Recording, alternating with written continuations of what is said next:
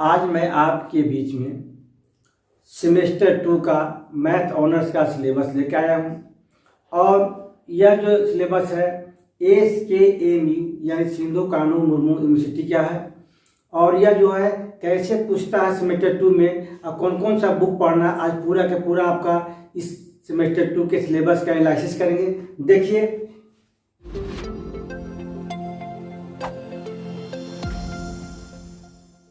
कहता है कि the under graduate UG of science under choice based credit system यानी CBCS BSc first year mathematics honours semester 2, यानी कि हम बताया था कि एक ईयर में आपको 2 सेमेस्टर होता है, एक सेमेस्टर 1 एक सेमेस्टर 2। सेमेस्टर 1 का सिलेबस आप लोग बता चुके हैं, यह सेमेस्टर 2 का है। इसमें फुल मार्क्स 80 रहेगा और पास मार्क्स 32। यह जो यूनिवर्सिटी के द्वारा लिया जाता है। और मान लीजिए कि आपका 100 मार्क्स का जो है क्वेश्चन, उसमें 20 मार्क्स आपका होता है इंटरनल और 80 मार्क्स एक्सटर्नल। तो 20 मार्क्स इंटरनल जो है वह कॉलेज देता है आपको, और यह जो है 80 मार्क्स का जो है यूनिवर्सिटी के द्वारा लिया जाता है, जो उसी के बारे में आपको एनालिसिस कर रहे हैं। तो number of question to be asked 9, total 9 question पूछेगा आपसे। और number of question to be answer कितना दे रहेगा 5। 9 में से 5 क्वेश्चन का आपको आंसर करना रहेगा टोटल में। और क्वेश्चन नंबर 1 जो है वो क्या है, कंपलसरी है। और क्वेश्चन नंबर 1 कितना है, 16 मार्क्स का है। कहता है कि क्वेश्चन नंबर 1 में शॉर्ट टाइप्स रहेगा या तो ऑब्जेक्टिव क्वेश्चन रहेगा दिया हुआ आपको। और ये ऑब्जेक्टिव क्वेश्चन जो है कितना क्वेश्चन पूछेगा, number of question to be asked 8, आपसे 8 क्वेश्चन पूछा जाएगा। और number of question to be answer 8 question का आंसर देना है। यानी इसका मतलब हुआ कि 8 क्वेश्चन इंटू 2 मार्क्स, यानी प्रत्येक क्वेश्चन 2 नंबर का होगा। कितना टोटल 16 मार्क्स। अब देखिए इसका लॉन्ग टाइप जो क्वेश्चन है, क्वेश्चन नंबर 2 से लेकर के क्वेश्चन नंबर 2 से लेकर के क्वेश्चन नंबर आपका 9 तक, क्वेश्चन नंबर 2 से लेकर के क्वेश्चन नंबर 9 तक लॉन्ग टाइप रहेगा, लॉन्ग टाइप क्वेश्चन रहेगा। इसमें जो है नंबर ऑफ क्वेश्चन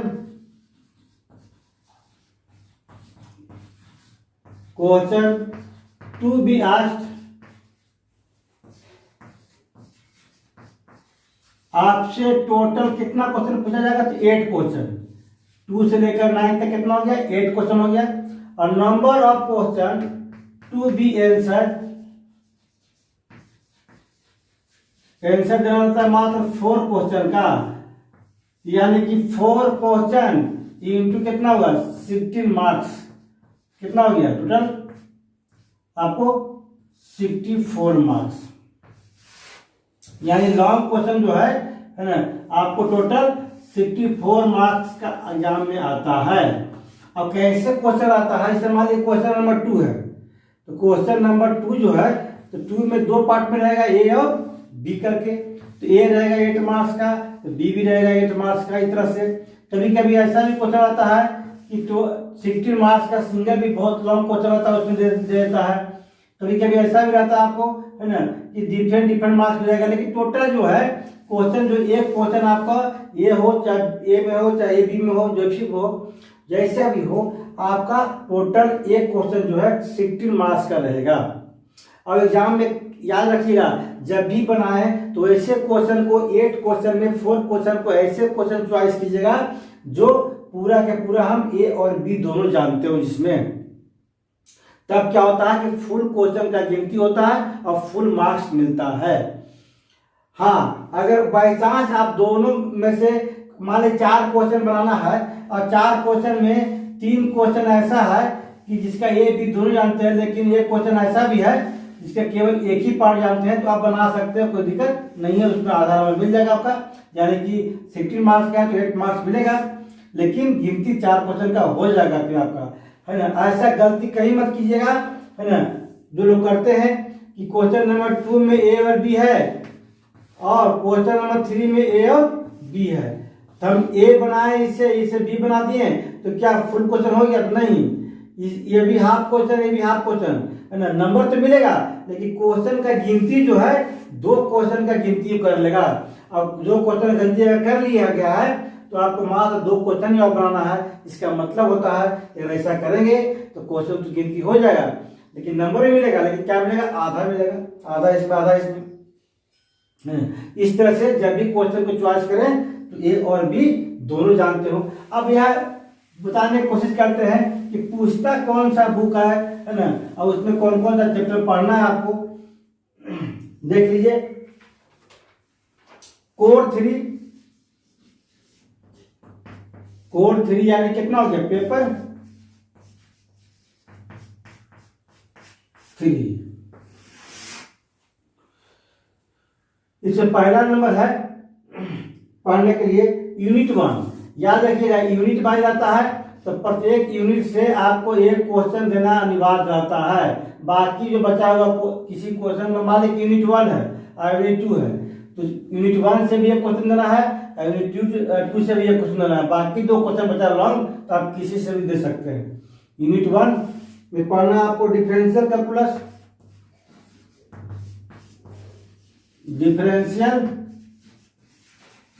कैलकुलस। इसमें कौन कौन सा पार्ट पढ़ना है, पहला सक्सेसिव डिफरेंशिएशन,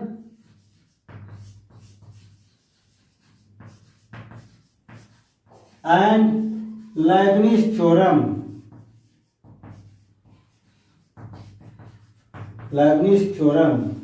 आप दोनों के दोनों सक्सेसिव डिफरेंशिएशन और लेबनिज थ्योरम जो है ना, इस चैनल पर आपको मिल जाएगा। जाइएगा प्लेलिस्ट में देखिएगा, आपका चाहे सर्च कर भी सकते हैं इस चैनल के नाम पर, इस सक्सेसिव डिफरेंशिएशन है ना, इस चैनल के नाम लेते हैं, चाहे लेबनिज थ्योरम, तो आपको ऑटोमेटिक आपका पूरा का पूरा एक कॉन्सेप्ट विथ एग्जाम्पल आपको मिल जाएगा इस चैनल पर। दूसरा नंबर पार्शियल डिफरेंशिएशन।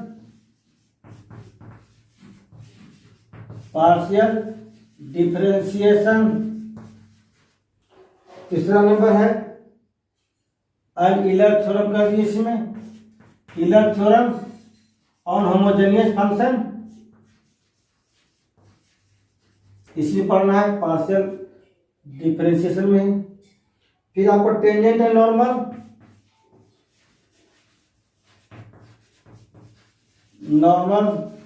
फिर पढ़ना है आपको कर्वेचर, उसके बाद पढ़ना है यूनिट 2। यूनिट 1 में आपका 4 पॉइंट हो गया, इसी तरह से यूनिट 2 लेंगे इसका, यूनिट 2 में भी आपका टोटल यूनिट 2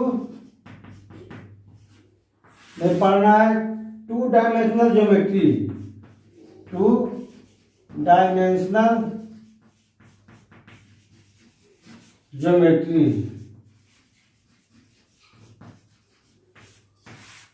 इसमें जो पढ़ना है पहला सिस्टम ऑफ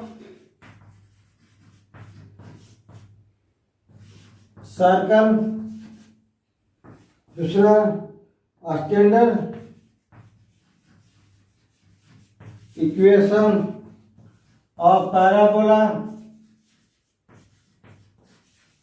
एलिप्स,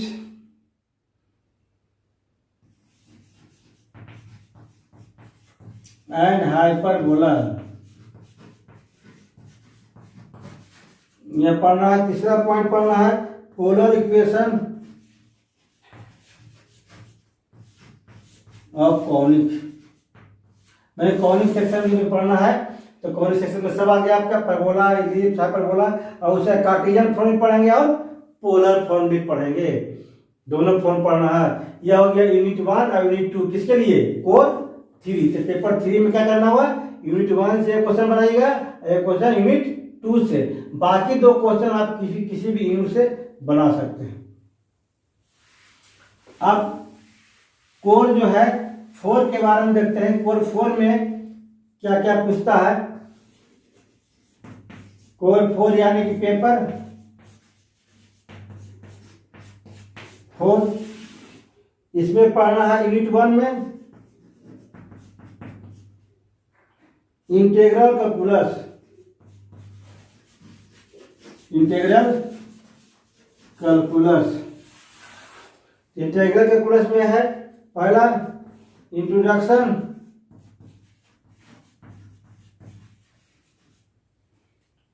डिफिनिट और इंडिफिनिट के बारे में जो है ना, इसका डिफिनिट एंड इंडिफिनिटिगेशन। जब पूरा लिखवा देते आपको, ऐसा कर दिए डिफिनिटिगेशन भी पढ़ना है और इंडिफिनिट भी। डिफिनिट एंड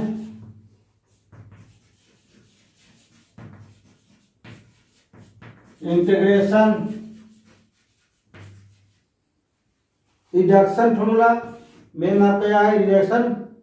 इसमें इनफिनाइट इंटीग्रल का आपका एक तरह से प्रॉपर्टीज वगैरह पढ़ना है। फिर सेकंड पार्ट में पढ़ना है आपको रिडक्शन फॉर्मूला, जिससे हर साल एक क्वेश्चन आता है आपका रिडक्शन फॉर्मूला। तीसरा नंबर पढ़ना है एरिया, दोनों कार्टेशियन एंड पोलर, दोनों के दोनों पढ़ना है, कार्टेशियन फॉर्म और पोलर फॉर्म में। दोनों तरह का कर्व हो, कर्व करते हैं ना, कार्टेशियन कर्व और पोलर कर्व। यूनिट 2 में पढ़ना है, इसमें 3 डायमेंशनल ज्योमेट्री। यूनिट 1 था आपका, इस पर 3 पॉइंट पढ़ना आपको है ना। और देखिए यूनिट 2 में है 3 डायमेंशनल ज्योमेट्री। यूनिट 2 में 3 डायमेंशनल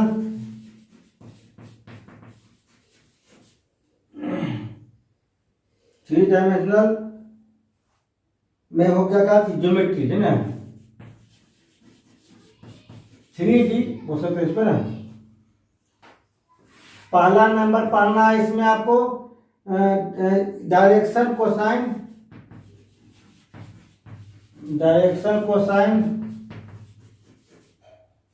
एंड डायरेक्शन रेशियो पढ़ना है आपको। Direction cosine and direction ratio पढ़ना है। दूसरा पढ़ना है स्ट्रेट लाइन, दूसरा में हो गया स्ट्रेट लाइन। तीसरा में हो गया आपका प्लेन। चौथा में हो गया शॉर्टकट डिस्टेंस है ना, शॉर्टेस्ट डिस्टेंस बोलते हैं ना, distance.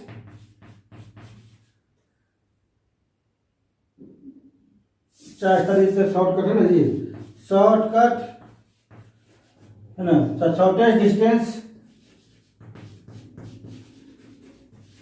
Between 2 skew line, skew straight line, straight line and related problem. इसी पर रिलेटेड प्रॉब्लम पूछा जाएगा आपका। इस तरह से आपका आज आपका सेमेस्टर 2 का है ना पेपर 3 और पेपर 4, यानी कोर 3 और कोर 4। तो कोर 3 में क्या था, डिफरेंशियल कैलकुलस यूनिट 1 में, और 2 डायमेंशनल ज्योमेट्री था यूनिट 2 में। फिर कोर 4 में है ना फर्स्ट यूनिट में क्या था आपका इंटीग्रल कैलकुलस, और सेकंड यूनिट में 3 डायमेंशनल ज्योमेट्री में डिफरेंशिएशन के साथ 2D और इंटीग्रेशन के साथ 3D यही पूछा है।